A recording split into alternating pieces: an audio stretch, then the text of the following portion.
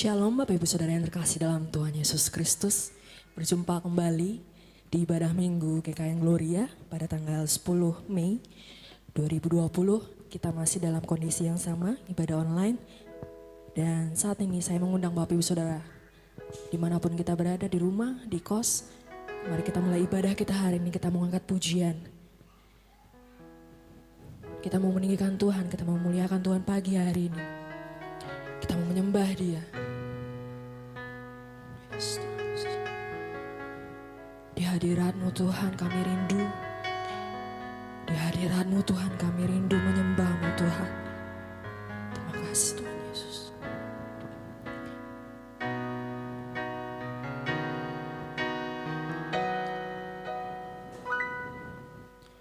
Di hadirat-Mu tempat yang ku rindukan, nafas hidupku dan sumber kekuatan. Di sana Kau nyatakan isi hati dan rindumu, sehingga ku mengerti berharganya hidupku. Hadirat-Mu yang membawaku, hadirat-Mu yang membawaku. Terima semua janji-Mu, mengubah hidupku menjadi indah. Hadirat-Mu Tuhan, hadirat-Mu yang menguatkan aku di dalam pengharapan. Yesus, untuk selamanya hiduplah dalamku. Kita kembali ke pujian dari awal. Tempat yang ku rindukan, nafas hidupku dan sumber kekuatan. Di sana Kau nyatakan isi hati dan rindumu, sehingga ku mengerti berharganya hidupku. Hadirat-Mu,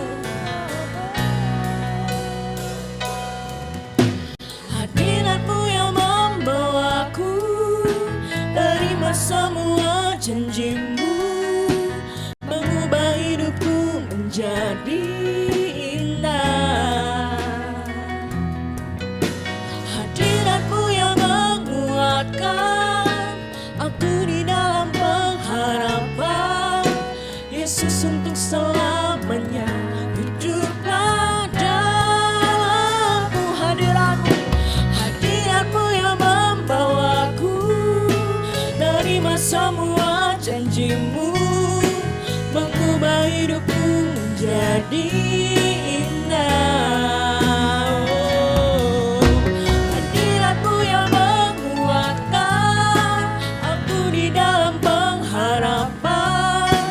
Yesus, untuk selamanya hiduplah dalamku. Sekali lagi, hadirat-Mu, hadirat-Mu yang membawaku. Terima semua janji-Mu, amin, membuat hidupku menjadi indah. Hadirat-Mu yang menguatkan aku di dalam pengharapan. Yesus, untuk selamanya hiduplah dalamku. Yesus, untuk selamanya hiduplah dalamku. Yesus, untuk selamanya hiduplah dalamku. Benar Tuhan, di hadirat-Mu kami rindu Bapa. Di hadirat-Mu kami rindu menyembah Engkau Tuhan Yesus. Di hadirat-Mu kami rindu memuliakan Engkau Tuhan. Biarlah Engkau yang hidup dalam hidup kami Tuhan. Tiada yang lain Tuhan. Haleluya Tuhan Yesus. Dan kami Tuhan hari ini ayo mulai ibadah kami Tuhan. Dengan iman kami percaya Tuhan, Engkau hadir di setiap kami. Hadir di tempat-tempat kami walaupun kami saat ini berada di tempat yang berbeda beribadah masing-masing dengan keluarga kami masing-masing.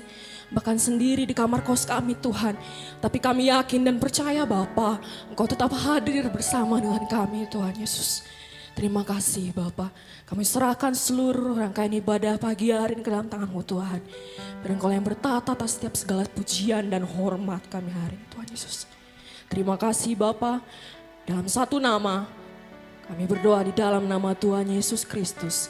Kami sudah berdoa dan mengucap syukur. Amin. Shalom Bapak Ibu Saudara yang terkasih dalam Tuhan Yesus Kristus.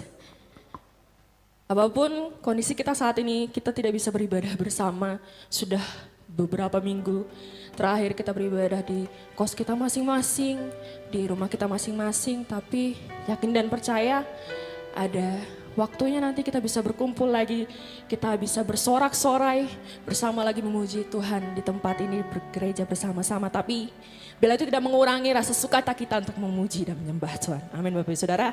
Saya mengundang Bapak Ibu Saudara untuk membuka Alkitab. Kita mau membaca berita anugerah kita hari ini.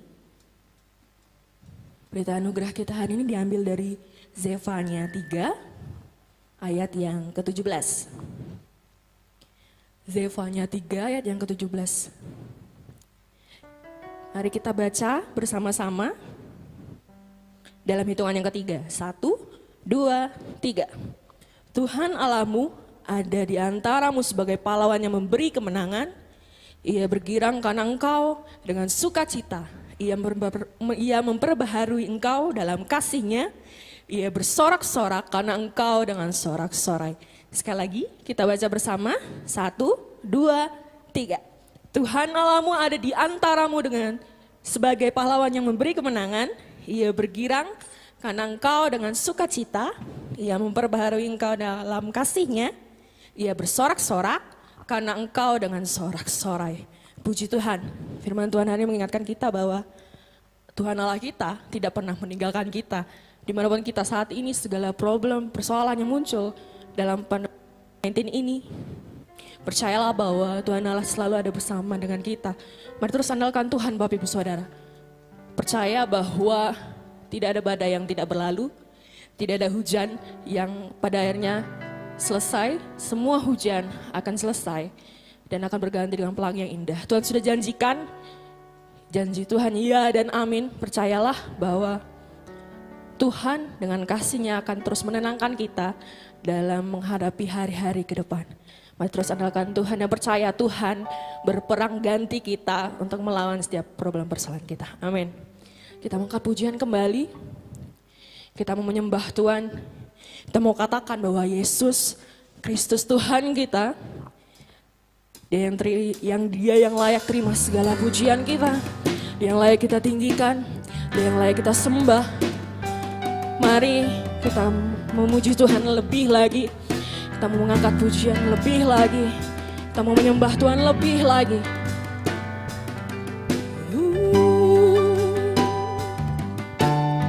Yes Tuhan. Ku pandang kemuliaan-Mu. Ku pandang kemuliaan-Mu. Imam besar maha agung. Kaulah pemilik hidupku, Yesus Kristus Tuhan. Sujud di depan tahta-Mu, sujud di depan tahta-Mu, taklukkan seluruh hidup. Dalam tangan-Mu penebus, dalam tangan-Mu penebus, Yesus Kristus. Yesus Kristus Tuhan. Tiada satupun yang luput dari karya kasih-Mu yang mulia. Bagimu segala pujian, bagimu segala pujian. Tiada satupun yang luput dari karya kasih-Mu yang mulia. Bagimu segala pujian, bagimu segala pujian, hormat kemuliaan. Engkau Tuhan, Engkau Tuhan putihkan yang bangkit dan menang, Yesus Kristus Tuhan, Raja mulia dan luhur, berkorban bagiku. Maka jiwaku, maka Yesus Kristus Tuhan, Yesus Kristus Tuhan. Benar Tuhan, sempurna kuasa-Mu dalam kehidupan kami Bapa.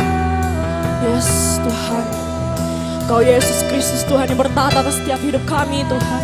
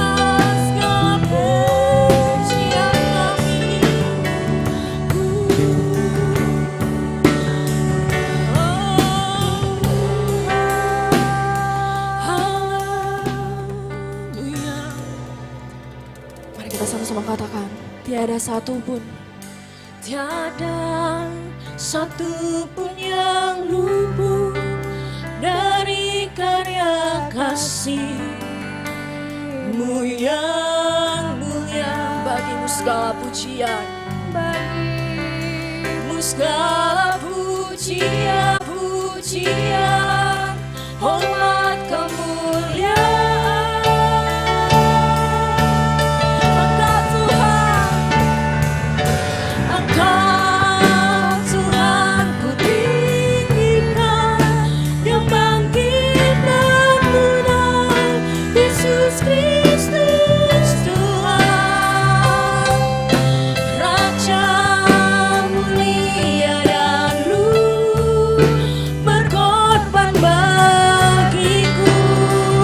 Jiwaku, maka jiwaku memuja, menyembah Sang Raja, Yesus Kristus Tuhan. Kekal sempurna kuasa-Mu, akulah karya-Mu, Yesus Kristus Tuhan, Yesus Kristus Tuhan. Para ibu gembala kami persilahkan.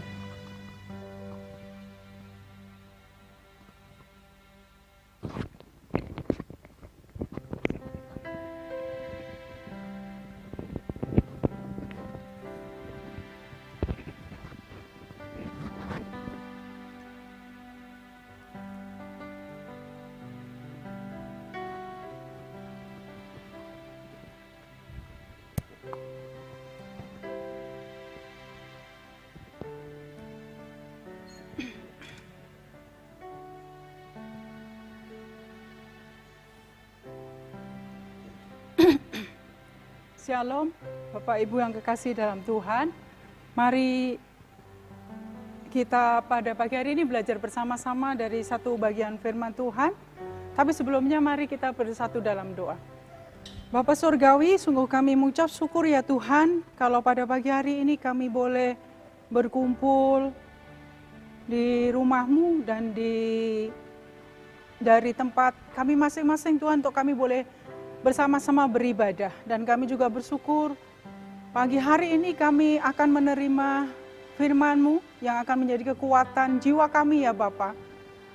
Dan berkati setiap hati kami, setiap hidup kami, pemikiran kami, agar kami boleh mengerti akan kebenaran firman-Mu pada pagi hari ini, dan boleh kami jadikan pegangan dan pedoman bagi hidup kami.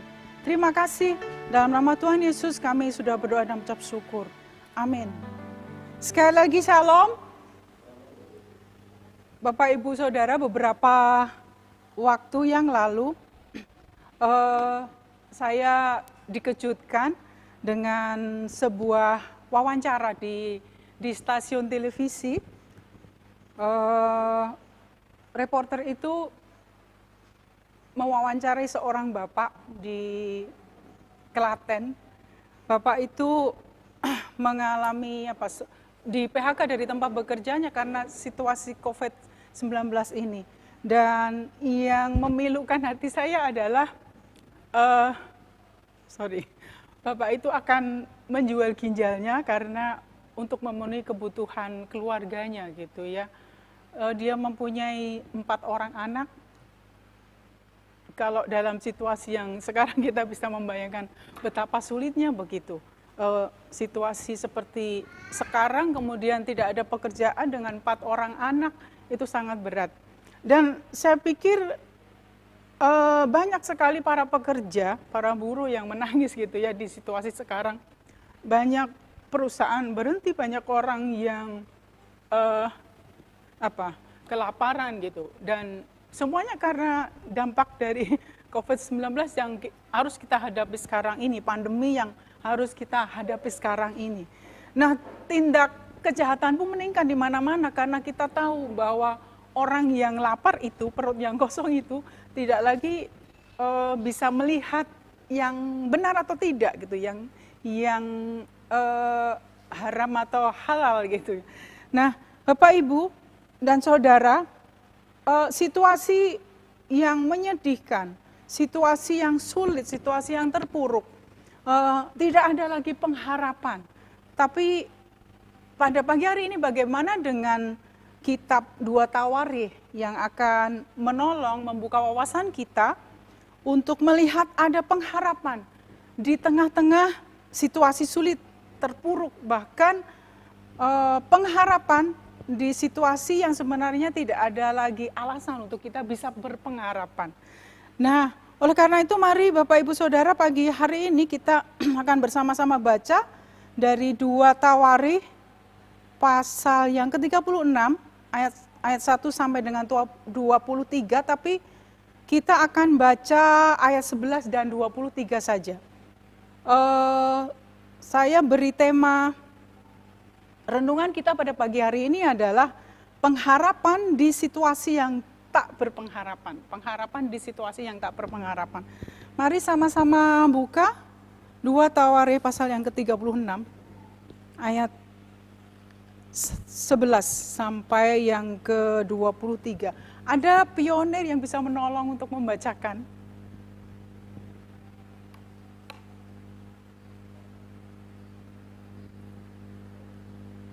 Dua Tawarikh 36 ayat 11 sampai 23. Ya, Kak Fani tolong bacakan. Kita baca bersama-sama ya. Mulai dari ayat 11. 2 Tawarikh 36 ayat 11 sampai 23. Zedekia berumur 21 tahun pada waktu ia menjadi raja, dan 11 tahun lamanya ia memerintah di Yerusalem. Ia melakukan apa yang jahat di mata Tuhan, Allahnya, dan tidak merendahkan diri di hadapan Nabi Yeremia yang datang membawa pesan Tuhan. Lagi pula ia memberontak terhadap Raja Nebukadnezar yang telah menyuruhnya bersumpah demi Allah. Ia menegarkan tengkuknya dan mengeraskan hatinya dan tidak berbalik kepada Tuhan Allah Israel. Juga semua pemimpin di antara para imam dan rakyat berkali-kali berubah setia dengan mengikuti segala kekejian bangsa-bangsa lain. Rumah yang dikuduskan Tuhan di Yerusalem itu dinajiskan mereka. Namun Tuhan, Allah nenek moyang mereka, berulang-ulang mengirim pesan melalui utusan-utusannya, karena ia sayang kepada umatnya dan tempat kediamannya. Tetapi mereka mengolok-olok utusan-utusan Allah itu, menghina segala firman-Nya dan mengejek nabi-nabinya. Oleh sebab itu, murka Tuhan bangkit terhadap umat-Nya, sehingga tidak mungkin lagi pemulihan. Tuhan menggerakkan raja orang Kastim melawan mereka.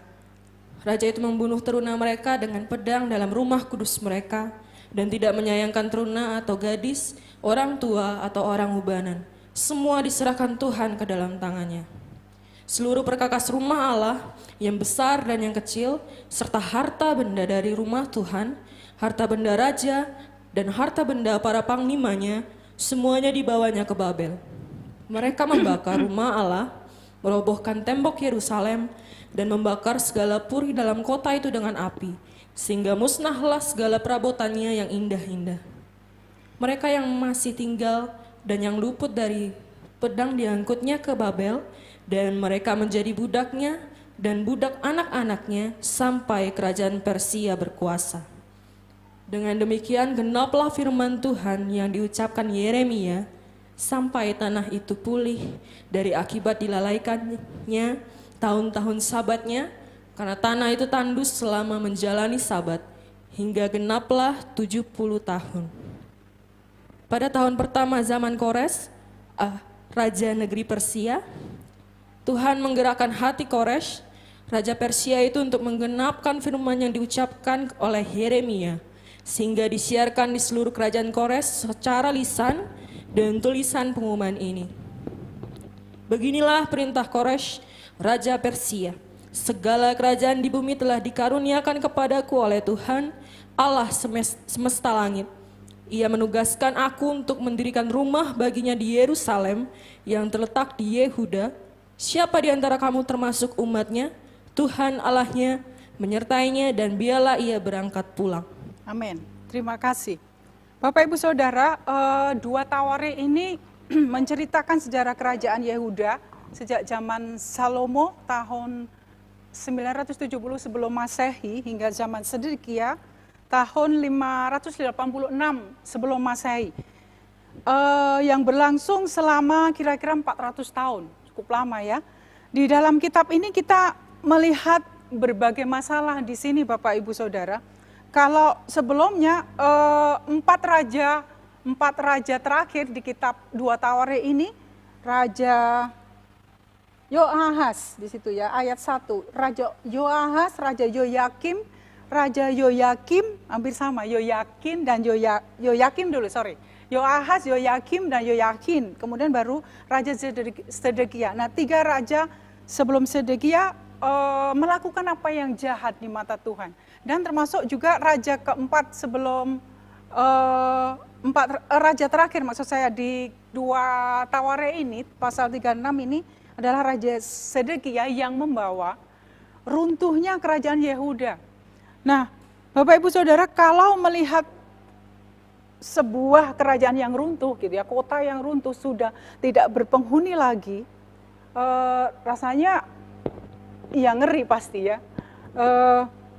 Bagian pertama pemerintahan Salomo di dua Tawarikh pasal 1 sampai 9 adalah merupakan pemerintahan Salomo. Nanti Bapak Ibu Saudara bisa baca. Nah, bagian kedua dari dua Tawarikh ini dari pasal 10 sampai 36. Di situ menceritakan tentang sejarah kerajaan Yehuda. Bagaimana jatuh bangunnya para raja di sana gitu ya.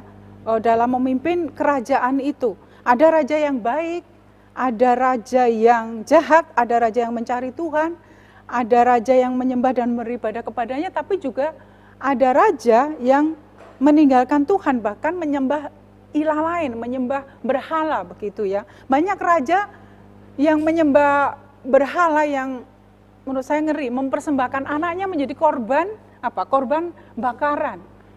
Anak aja kalau kita kan pasti seorang anak itu bukan sebuah hal yang paling kita sayang atau berharga di hidup kita.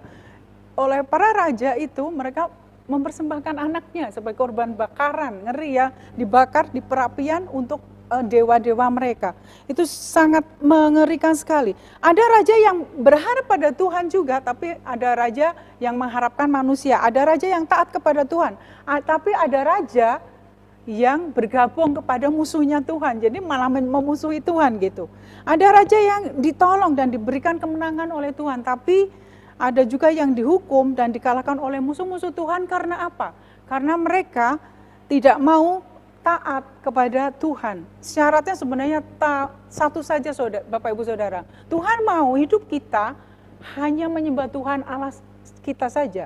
Tidak ada Allah lain di hidup kita. Bahkan di setiap lini hidup kita, Tuhan mau hanya ada Dia, nggak ada yang lain gitu ya. Hanya ada Allah saja, tidak ada ilah yang lain.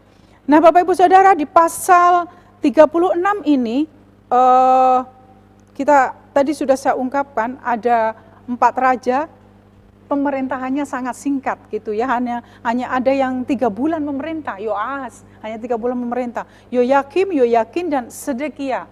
Nah, semua keempat raja itu di pasal di ayat 3, ayat 5, ayat 9, ayat 12, Bapak Ibu Saudara bisa lihat, melakukan apa yang jahat di mata Tuhan Allahnya. Jadi mereka tidak ada hidupnya yang menyenangkan Tuhan, tapi mereka melakukan apa yang jahat di mata Tuhan.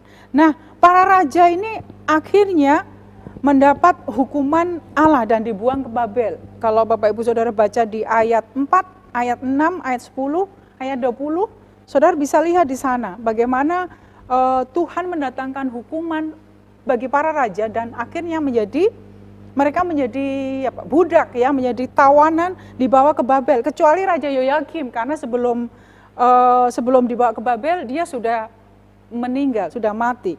Nah, kemudian lagi tingkat kejahatan Sedekia yang tadi sudah kita baca tadi ya, di ayat 11 sampai ayat 23, ayat 11 sampai 23. Di sana kita bisa melihat bagaimana tingkat kejahatan, step kejahatan yang dilakukan oleh Sedekia. Ia tidak menghormati Nabi Allah, Bapak Ibu Saudara. Di ayat 12 ya. Dia menajiskan bait suci, dia menyembah berhala, memberontak pada Nebukadnezar. Kemudian yang paling mengerikan dan paling mendukakan Tuhan di sini adalah Sedekia menegarkan tengkuk, mengeraskan hati untuk tidak berbalik pada Tuhan. Ngeri sekali ya, tidak mau berbalik kepada Tuhan. Artinya apa? Tidak mau bertobat gitu ya, tidak mau bertobat. Bahkan Tuhan itu sangat sayang sebenarnya kepada Sedekia dan pada bangsa kesayangannya gitu ya, pada bait rumahnya. Tuhan sudah mengirimkan pesan melalui utusannya berapa kali? Berulang-ulang begitu. Tapi justru mereka malah apa? Malah mengolok-olok utusan itu, coba bayangkan. Tuhan sangat sedih sekali. Dan akhirnya Tuhan di ayat berapa? Tuhan di ayat mana ya? Mendatangkan murka. Tuhan murka kepada mereka. Ayat 16. Oleh sebab itu murka Tuhan bangkit terhadap umatnya sehingga tidak mungkin lagi pemulihan. Ngeri saudara, tidak ada lagi pemulihan, diluluh lantakkan Yerusalem, gitu ya. Melalui siapa? Tuhan menggerakkan, Tuhan memakai bangsa Ur-Kasdim di situ sebagai alat murkanya menghancurkan Yerusalem. Yerusalem hancur lebur, bahkan rumah Tuhan dibakar, saudara. Habis luluh lantak, nggak ada bekas gitu. Dan orang-orang yang masih hidup dibawa ke Babel menjadi tawanan, menjadi budak. Sudah susah kan, seorang budak itu susah hidupnya. Yerusalem yang dulu begitu jaya, kaya dengan budaya gitu ya, akhirnya sunyi sepi, ditinggalkan. Yerusalem tinggal puing-puing saja gitu. Kejayaannya tidak ada lagi. Yerusalem tinggal cerita. Dan sunyi sepi, tidak ada pengharapan lagi di sana. Hidup sebagai budak juga sangat susah sekali. Sudah kotanya rusak, bangsanya musnah, rumah Tuhan nggak ada bekas gitu, dibakar. tinggal hidupnya juga sebagai seorang budak. Sangat mengerikan, saudara. Nah, bahkan dikatakan di situ tidak ada pemulihan lagi. Dan itu berjalan selama lama sekali ya, 70 tahun. Untuk orang Indonesia saya pikir 70 tahun mungkin saat seseorang menikmati hidup gitu ya. Setelahnya itu, setelah 70 tahun, firman Tuhan bilang apa? Kasih karunia ya kalau hidup lebih dari 70 tahun. Nah, selama 70 tahun akhirnya pasti Tuhan sangat sayang kepada bangsa itu gitu ya. Akhirnya ada secercah cahaya yang datang setelah 70 tahun berjalan. Tuhan berbelas kasihan pada bangsa Israel dan menggerakkan hati siapa? Di ayat 22, hati Raja Kores di situ ya, menggerakkan hati Raja Kores, raja negeri Persia. Sehingga Kores memberikan maklumat, memberikan sebuah pengumuman kalau orang-orang buangan itu boleh pulang ke negerinya. Wow, sebuah maklumat yang menyenangkan begitu saya pikir ya. Pulang ke negeri yang dirindukan. Nah kalau sekarang di situasi pandemi orang-orang tidak boleh mudik gitu. Padahal itu kerinduan banyak warga negeri kita pasti ya, untuk mudik itu sebuah kerinduan yang sudah ditunda selama setahun gitu biasanya. Nah coba bayangkan situasi ketika itu bangsa Israel juga merindukan tanah airnya begitu. Dan hal itu terjadi karena Raja Kores mengizinkan mereka untuk pulang kembali. Tetapi kita tahu keadaan Yerusalem yang luluh lantak gitu, yang hancur lebur itu, saya membayangkan ketika kembali ke negerinya tidak ada apa-apa lagi, kotanya sudah runtuh, rumah-rumah sudah pada porak-poranda seperti apa gitu. Tapi Tuhan bukan hanya sampai di situ saudara, menggerakkan hati Raja Kores itu mengizinkan untuk bangsa Israel pulang saja, bukan hanya itu saja, tetapi Tuhan juga menggerakkan hati raja itu untuk apa? Untuk menyokong perjalanan para orang buangan itu menuju bangsanya dengan dibekali, disokong di situ istilahnya ya. Kalau kita baca nanti kelanjutan dari perjalanan bangsa Yehuda ini dilanjutkan di kitab Esra, saudara. Di sana perjalanan mereka kembali ke negerinya itu dibekali oleh Raja Kores itu, disokong dengan perak, emas, harta dan serta ternak dan barang-barang berharga yang luar biasa yang dibekalkan untuk mereka, dan persembahan sukarela juga untuk rumah Tuhan. Jadi Raja Kores memerintahkan bukan hanya sekedar mereka pulang gitu ya, tapi Raja Kores mempersiapkan semua bekal untuk mereka, tapi juga satu hal, mempersiapkan semua hal yang untuk membangun rumah Tuhan kembali. Bahkan Raja Kores mengembalikan perkakas rumah Tuhan yang semula diambil oleh Raja Nebukadnezar, dibawa ke negara dan ke Babel, dikembalikan kembali. Karena itu memang haknya orang Israel dan itu peralatan harta bendanya rumah Tuhan gitu yang harus dikembalikan, dan itu dikembalikan saudara. Dan kita bisa melihat bagaimana keterpurukan itu sekarang tidak lagi membawa mereka kepada satu penderitaan gitu ya, tapi mereka boleh kembali dengan sukacita karena bukan hanya izin itu saja yang diizinkan untuk mereka boleh pulang, tapi pembekalan dan sampai pasti harta benda itu bisa untuk membangun kota lagi, bisa untuk membangun rumah Tuhan lagi.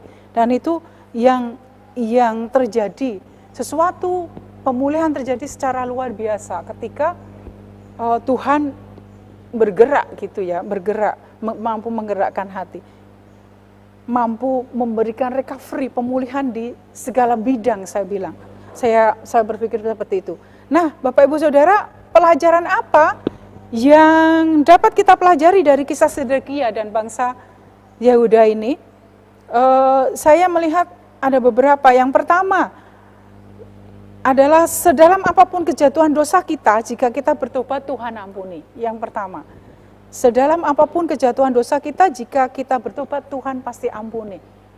Kita tahu raja, seorang pemimpin itu semua keputusannya, ya, semua keputusannya membawa dampak untuk rakyatnya. Raja-raja yang takut akan Tuhan akan membawa kemakmuran bagi bangsanya. Tuhan akan melimpahkan berkat-berkatnya ketika umat Tuhan itu taat kepada Tuhan.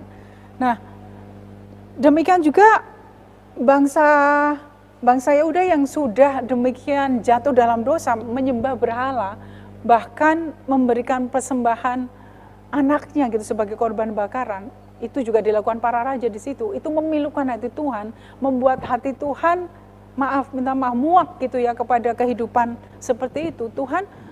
Tuhan tidak suka dengan hal seperti penyembahan hal lain. Dan ketika ada penyembahan kepada ilah lain, bukan hanya sekedar mempersembahkan anak-anaknya saudara, tapi minta maaf pasti ada dosa yang lain-lainnya gitu ya yang ada di sana, yang pasti sangat menyedihkan hati Tuhan, sangat membuat, bahkan di situ tadi dikatakan hati Tuhan menjadi murka melihat kejahatan itu, melihat dosa itu.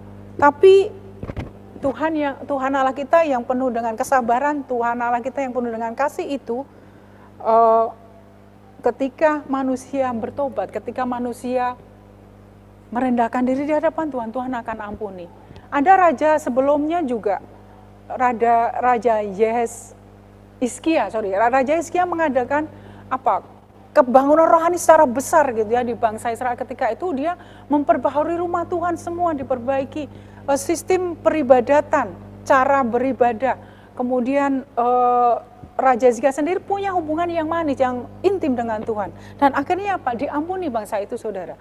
Jadi intinya adalah sedalam apapun kejatuhan dosa kita, kejatuhan dosa manusia, ketika bertobat, mau merendahkan diri di hadapan Tuhan, Tuhan akan mengampuni. Dan Yohanes 1 ayat 9 mengatakan, jika kita mengaku dosa kita, maka Allah adalah setia dan adil, sehingga Ia akan mengampuni segala dosa kita dan menyucikan hati kita. Nah, itu satu hal yang real, it's real saudara. Ketika kita jatuh dalam dosa, bertobat dan Tuhan ampuni. Itu yang bisa kita pelajari dari Raja Sedekia, dari kisah Sedekia di 2 Taware ini. Kemudian yang kedua adalah saya mengambil kesimpulan, seluruh lantak apapun kondisi hidup kita, Tuhan sediakan pemulihan. Luluh lantak itu sudah remuk, redam, bahkan mungkin bentuknya debu gitu ya. Sudah nggak bisa dibangun lagi. Bagaimana membangun dengan tumpukan debu akan berakhir dengan sesuatu yang ya sia-sia, nggak ada hasilnya gitu ya. Tapi sehancur-hancurnya hidup kita, seluruh lantaknya, makanya saya katakan seluruh lantaknya kondisi hidup kita, sehancurnya apapun, seputus asanya kita, Tuhan sediakan pemulihan bagi umat yang percaya kepadanya. Iman kita akan memulihkan kita, kepercayaan kita, kuasa Tuhan, kasih Tuhan yang akan membenahi kita, memberikan recovery, pemulihan kepada kita semua. Seperti sekarang kita tahu situasi bangsa kita sulit, banyak orang kelaparan ya karena situasi ini. Dan kita tahu, kita yakini bahwa Allah akan memulihkan semua situasi sekarang ini. Di setiap sektor, saya pikir sektor apa saja di negeri kita lumpuh sekarang. Ya, sektor pariwisata, ekonomi, apa saja sekarang lumpuh total. Banyak pengusaha juga mengeluh, apalagi para karyawannya, banyak yang dirumahkan, bukan yang dirumahkan, di PHK. Jadi itu mengerikan sekali situasinya. Dan semua dampaknya luas sekali, situasi pandemi ini Bapak Ibu Saudara bagi kita semua saat ini. Beberapa waktu lalu saya bergabung dengan salah satu organisasi wanita di Jogja. Kami patungan aja seadanya yang kami miliki gitu ya. Kami patungan, kami bagi ke ojol, tukang ojol dan para pemulung, pokoknya siapa saja yang kami temuin di jalan. Dan saya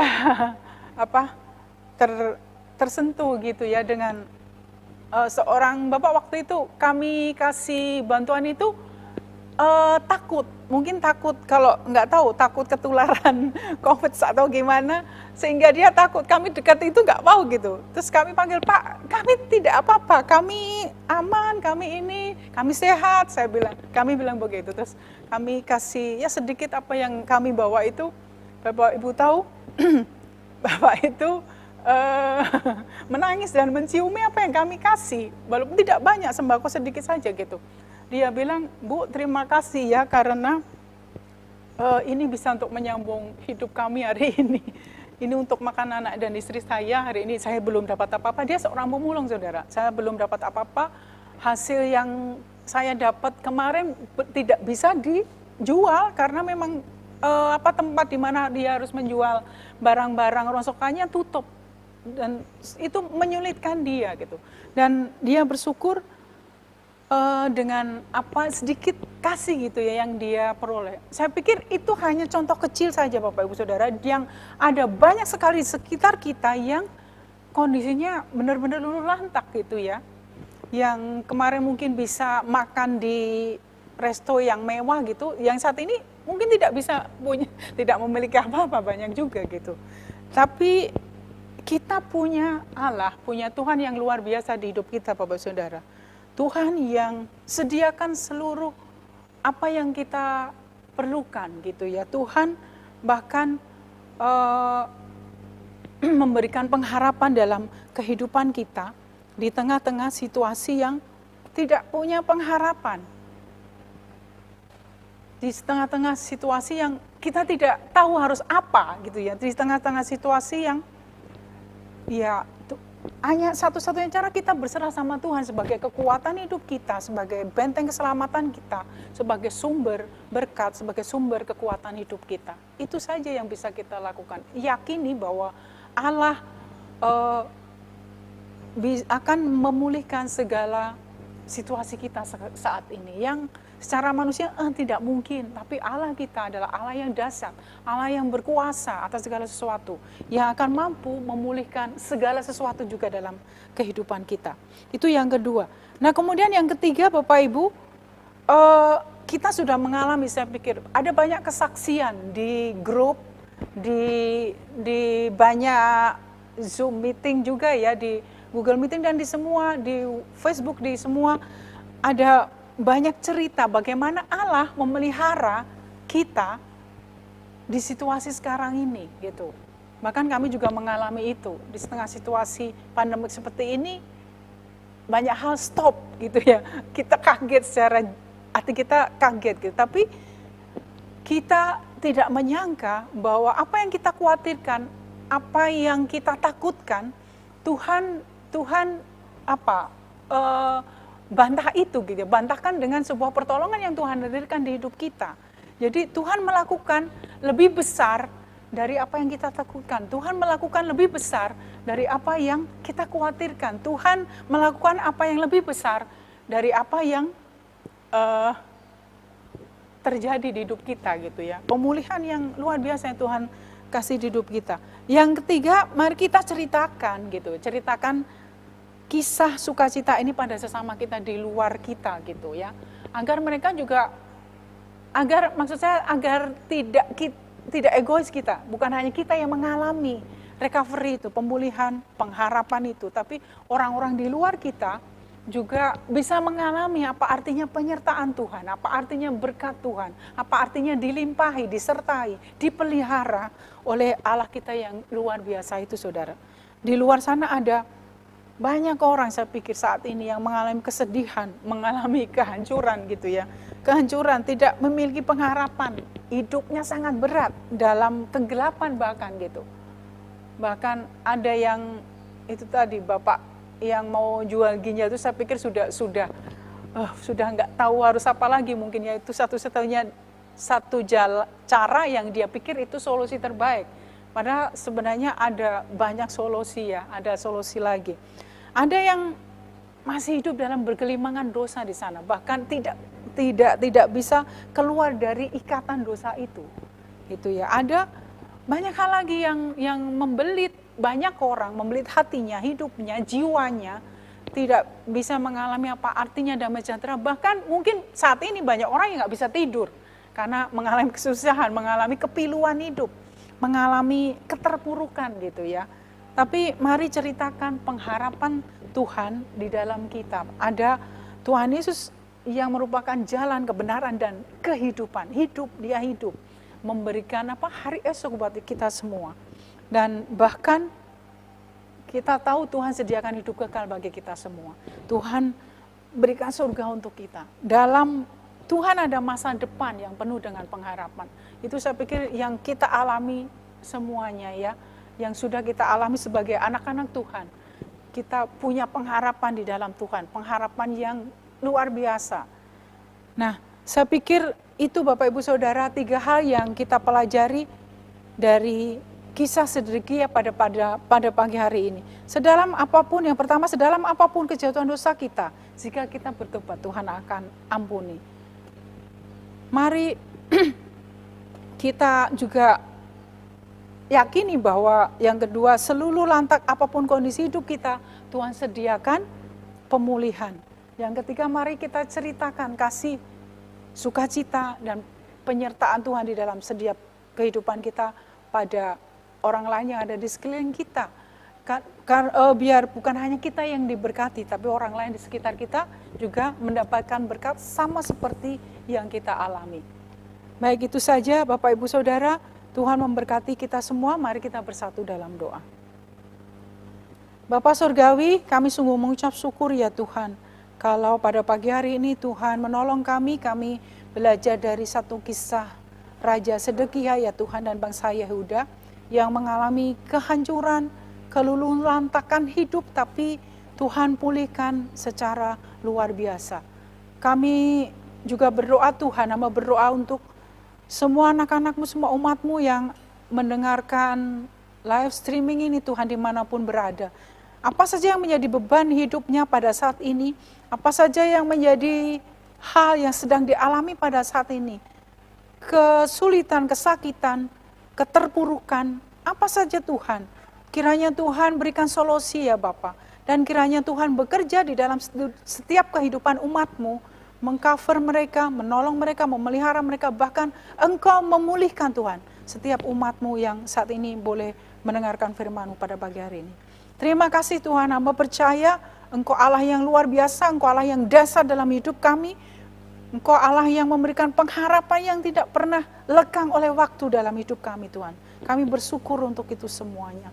Dan hamba berhenti berbicara, tapi kiranya kasih dan pimpin-Mu ya Allah Roh Kudus untuk menjelaskan lebih detail lagi di setiap kehidupan nyata kami. Dan biarlah kami boleh mengaplikasikan firman-Mu Tuhan di dalam kenyataan hidup kami. Terima kasih Tuhan, dalam nama Tuhan Yesus kami sudah berdoa dan mengucap syukur. Amin. Tuhan memberkati kita semua.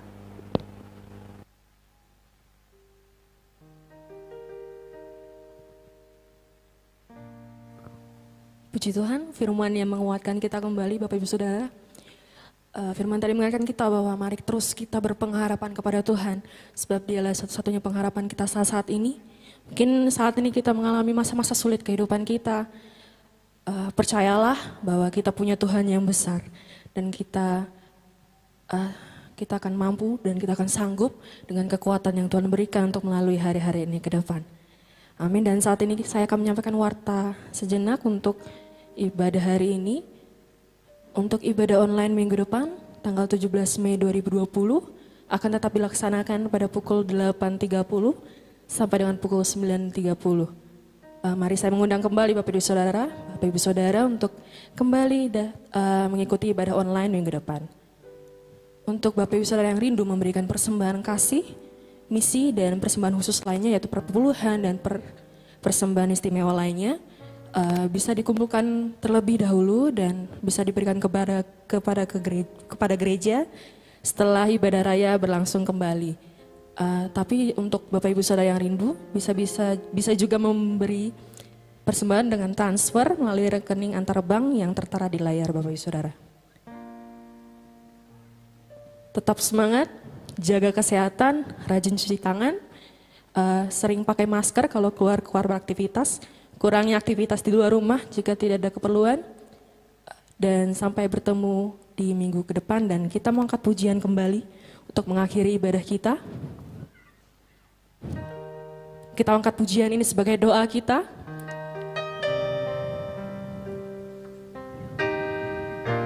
Kita mau angkat pujian. Kiranya Engkau memberkati aku berlimpah-limpah, Tuhan. Kiranya Engkau memberkati aku berlimpah-limpah dan memperluas daerahku, dan kiranya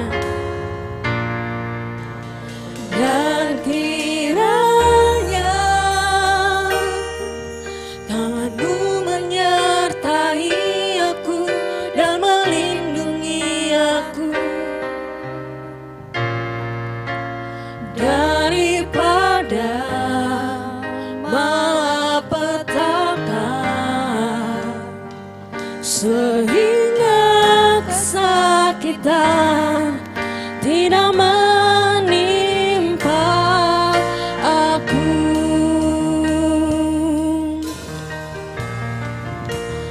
Kiranya Engkau memberkati aku berlimpah-limpah dan memperluas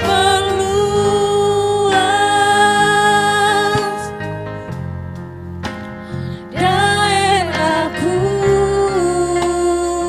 dan kiranya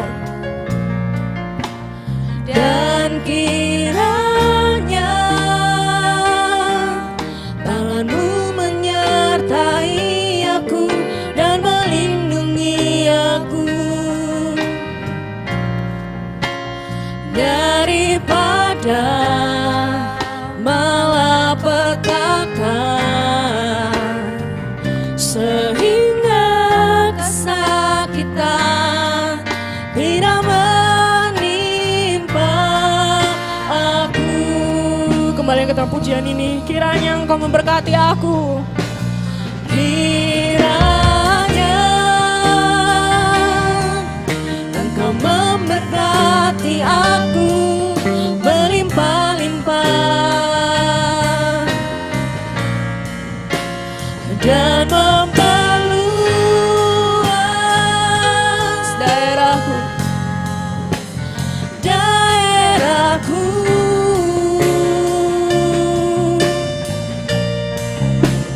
dan kiranya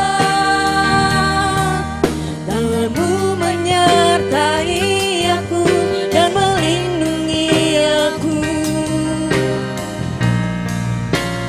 daripada malapetaka,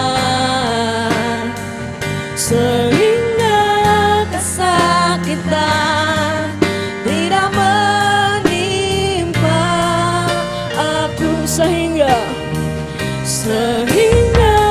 kesakitan tidak menimpa aku. Sebelum Bapak Ibu Bapak Gembala menutup kita, saya mengundang Bapak Ibu Saudara bangkit berdiri bersama dengan umat percaya di seluruh dunia. Mari kita mengakui pengakuan iman rasuli kita bersama-sama. Demikian, aku percaya kepada Allah Bapa yang Maha Kuasa, Khalik langit dan bumi, dan kepada Yesus Kristus Anak yang tunggal Tuhan kita, yang dikandung daripada Roh Kudus, lahir dari darah Maria, yang menderita sengsara di bawah pemerintahan Pontius Pilatus, disalibkan, mati dan dikuburkan, turun ke dalam kerajaan maut. Pada hari yang ketiga bangkit pula dari antara orang mati, naik ke sorga, duduk di sebelah kanan Allah Bapa yang Maha Kuasa, dan akan datang dari sana untuk menghakimi orang yang hidup dan yang mati. Aku percaya kepada Roh Kudus, gereja yang kudus dan am, persekutuan orang kudus, pengampunan dosa, kebangkitan daging, dan hidup yang kekal. Amin. Jemaat yang dikasihi Tuhan, kita patut bersyukur dan memuji Tuhan. Di balik kesulitan bahkan hukuman yang paling berat, ternyata pagi hari ini kita mendapat kabar baik. Tuhan sangat mengasihi umatnya yang sedang terhilang atau meninggalkan dia. Kalau memang ada konsekuensi, ada hukuman. Tetapi menariknya, Tuhan memberikan belas kasihan kepada umatnya. Nah, kita percaya juga tangan Tuhan akan menolong bangsa kita yang sedang menghadapi COVID-19. Akan pada waktu cinta kepada Tuhan, takut kepada Tuhan, mengasihi Tuhan kembali, saya percaya pemulihan akan terjadi. Mari kita berdoa bersama-sama di hadapan Tuhan. Bapa, kami sangat bersyukur dan memuji Tuhan. Terima kasih untuk segala kebaikan, kemurahan, dan anugerah Tuhan yang Tuhan limpah-limpahkan dalam kehidupan kami. Bapa yang maha baik, kami mau menyerahkan kota kami, bangsa kami dalam tangan Tuhan. Ampuni bangsa kami, ampuni negeri kami, pulihkanlah kota kami, bawalah kami semakin mendekat kepada Tuhan. Sebab kami tidak bisa berbuat apa-apa tanpa pertolongan Tuhan. Limpahkanlah anugerah rahmat Tuhan untuk negeri ini, bangsa ini, kota kami, dan seluruh jemaat Tuhan. Terima kasih Bapa di sorga. Terima kasih Tuhan. Kami percaya pemulihan sedang terjadi di negeri dan bangsa kami yang besar ini. Jemaat yang dikasihi Tuhan, tengadakanlah hidupmu hanya kepada Tuhan. Bergantunglah hanya kepada Tuhan. Dan terimalah berkat Tuhan. Tuhan memberkati engkau dan melindungi engkau. Tuhan menyinari engkau dengan wajah-Nya dan memberi engkau kasih karunia.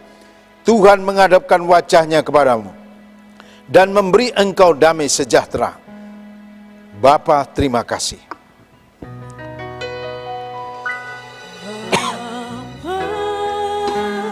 Terima kasih Bapa, terima kasih Bapa di dalam surga.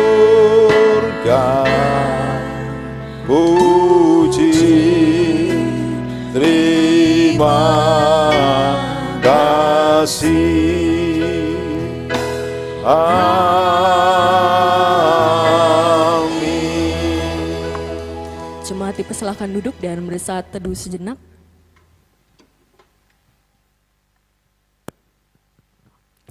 Selamat hari Minggu, Tuhan Yesus memberkati.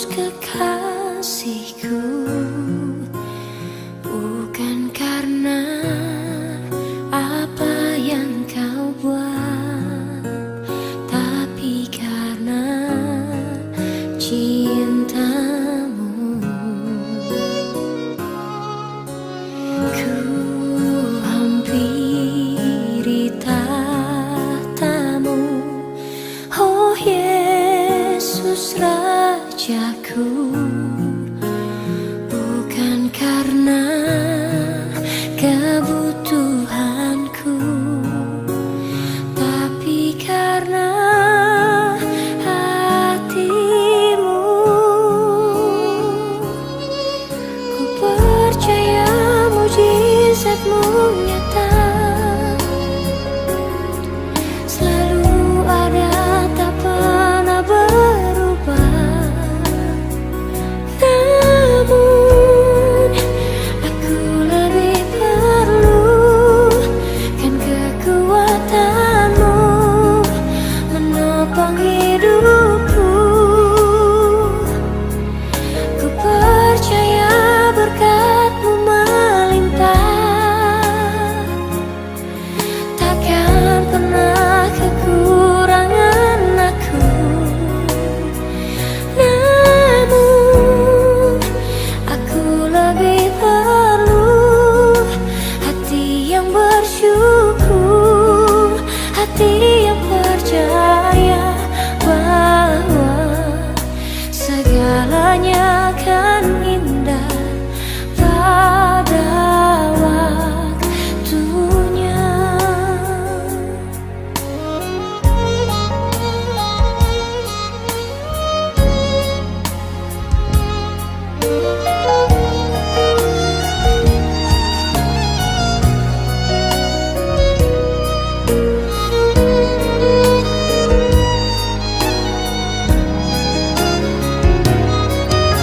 Percaya mujizat-Mu nyata,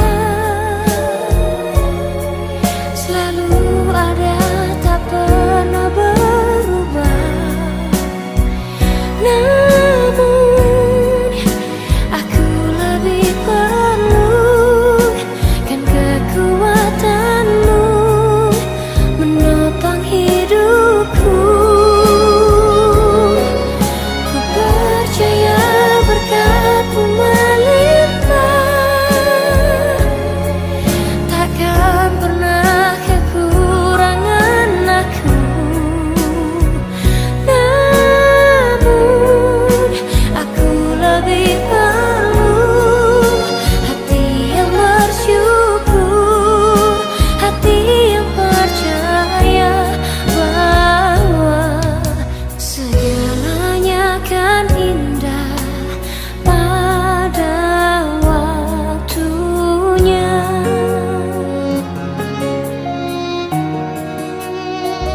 Namun aku lebih perlu hati yang bersyukur, hati yang percaya bahwa segalanya kan menjadi indah pada waktunya.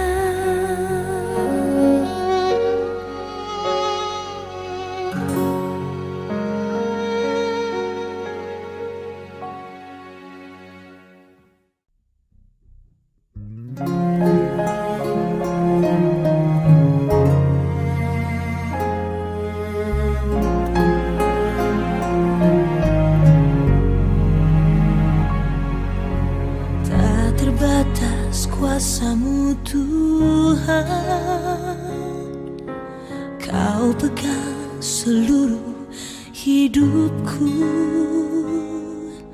Kau setia di dalam suka dukaku, harapan ku taruh dalam-Mu.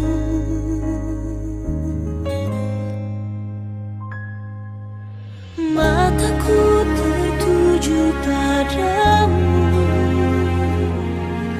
seperti mata hamba pada tuannya mengalir. Sembuhkan hidupku. Dari mana datang pertolonganku? Hanya Kau Tuhan, kekuatanku. Tak akan kecewa. Semua yang harap padamu.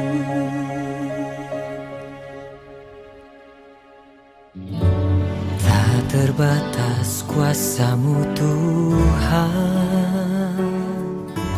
Kau pegang seluruh hidupku.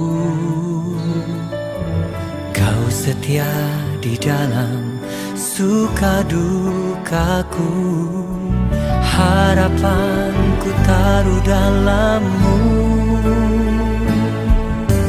Mataku tertuju padamu, seperti mata hamba pada tuannya mengalir, sembuhkan hidupku. Dari mana datang pertolonganku? Hanya Kau Tuhan, kekuatanku.